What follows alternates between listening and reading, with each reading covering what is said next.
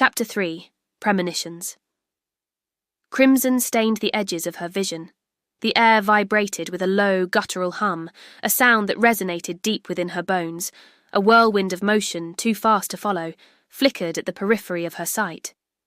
She could smell damp earth, the metallic tang of blood. Or was it something else? She looked down at her hands. They were crimson, but not of blood. They glowed like the dragon's did, a faint hint of scales upon her skin. The ground beneath her. Feet felt uneven, shifting. A roar, deafening yet somehow muffled, echoed in her ears. She looked up at hundreds, thousands, millions. Millions of blood-red dots flickering in the distance, staring at her so far away but so close at the same time, a muffled voice, a chant, a calling, a warning.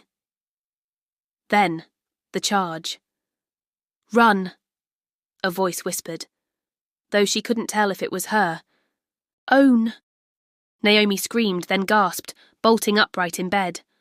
Her heart pounded against her ribs, a frantic drumbeat against the silence of the room. Sweat slicked her skin, and her breath came in ragged gasps. Disoriented, she blinked, trying to clear the lingering haze of the dream. The images, so vivid moments before, the crimson, the roar, the unsettling sensation of shifting ground, were already fading, leaving behind only a gnawing sense of unease. What was that? She glanced around the unfamiliar room. Moonlight streamed through the window, casting long shadows across the floor. She didn't remember falling asleep. The last thing she recalled was meeting the dragons. Rain escorting her here. Rain. A wave of warmth mixed with confusion washed over her. The door opened, and Rain rushed in, her purple face creased with worry. In her human form, she seemed almost contained. This wing of the building was far too small to hold her in all her draconic splendor. "Naomi, what is it? I heard a noise." "Nothing," Naomi replied, her voice still a little shaky. "Just bad dreams."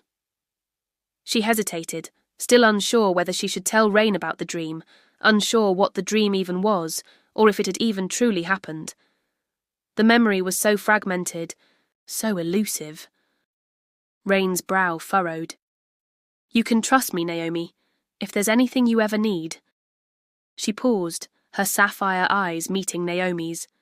"I know we haven't known each other long, but you are already the most important person in my life."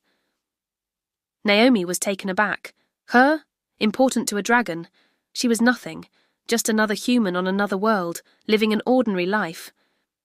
What was the answer to this riddle? What was so important that a dragon cared about her? Rain watched her, waiting for a response. Naomi finally managed. "I'm fine. It's just a lot to take in. A strange place." She paused.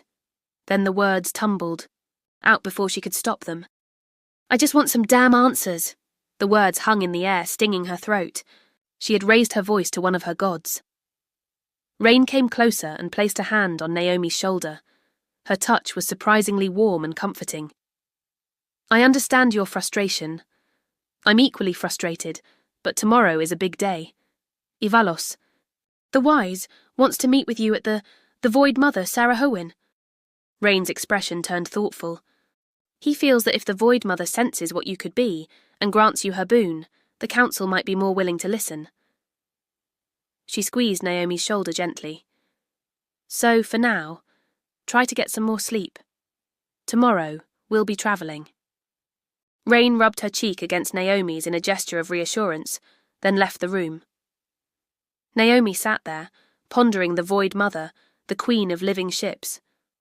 How could she be so important that she would get to meet her? But she was told to sleep, and she would try. She desperately needed some rest, even if it was just a little.